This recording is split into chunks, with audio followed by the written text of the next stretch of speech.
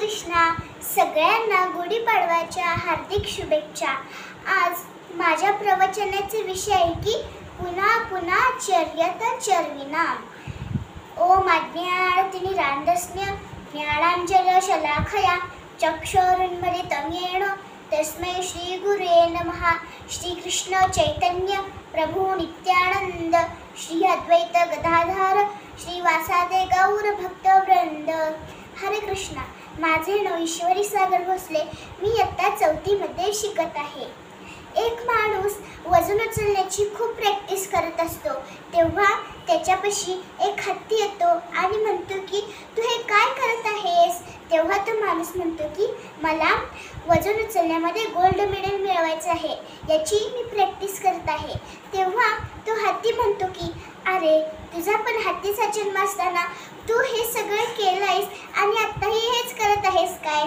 जर मला तुझ्यासारखा मनुष्य जन्म मिळाला असता तर मी कृष्णाची भक्ती केली असती, कृष्णाच्या यात्रेला गेलो असतो, कृष्णाचे कीर्तन ऐकले असते, असं तो हत्ती म्हणतो आणि तेथून निघून जातो. मग एक माणूस धावण्याची खूप प्रॅक्टिस करत असतो. तेव्हा त्याच्यापाशी एक घोडा येतो आणि म्हणतो की तू हे काय करत आहेस. मग तो माणूस म्हणतो की मला धावण्यामध्ये गोल्ड मेडल मिळवायचं आहे, याची मी प्रॅक्टिस करत आहे. मग तो घोडा म्हणतो की अरे, तुझा पण घोड्याचा जन्म असताना तू पण हेच केलायस आणि आत्ताही हेच करत आहेस काय.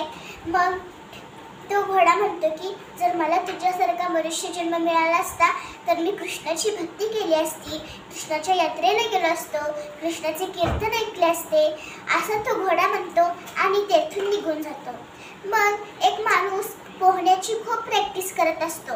तेव्हा त्याच्यापाशी एक मासा येतो आणि म्हणतो की तू हे काय करत आहेस.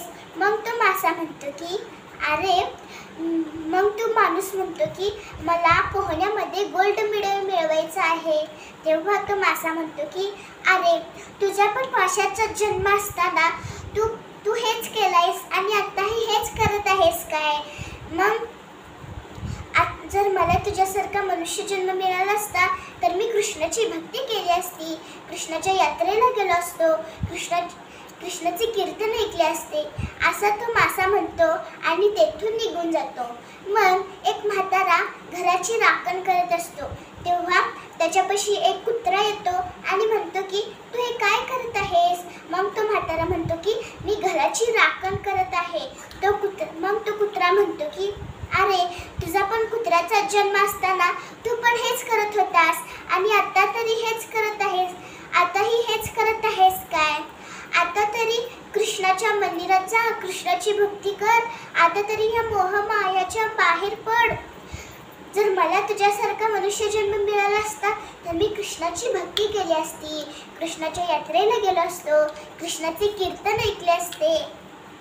मी जे आता बोलले त्याच्यावरून तुम्हाला कळालं का. आपण जे तुम्ही आता गोष्टी करत आहेत ते तुम्ही प्राण्याच्या जन्मात असताना केलेलं आहात आणि आताही हेच करत आहेत काय. त्याच्यापेक्षा तुम्ही कृष्णाची भक्ती करा.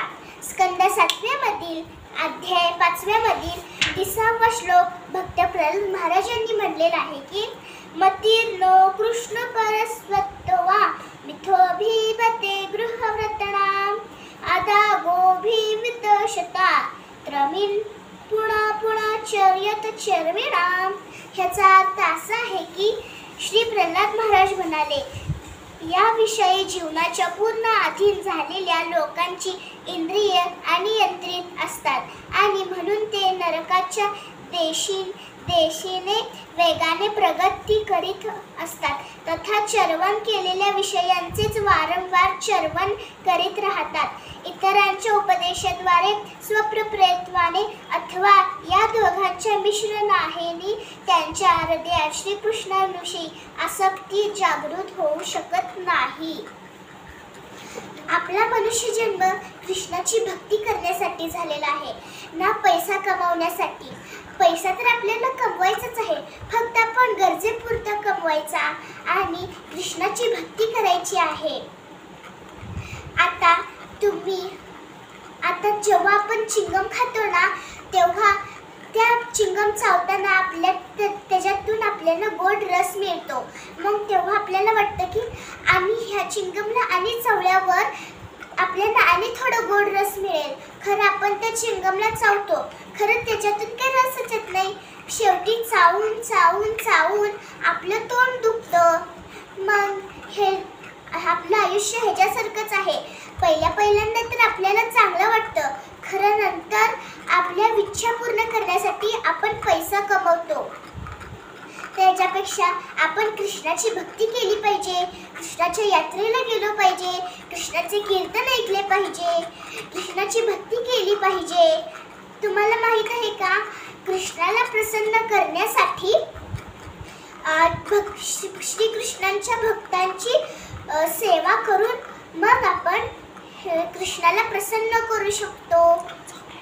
84 दशलक्ष योनीनंतर मग आपल्याला हा मानव जन्म मिळाला आहे, तर तुम्ही असा व्यर्थ घालवणार आहे का?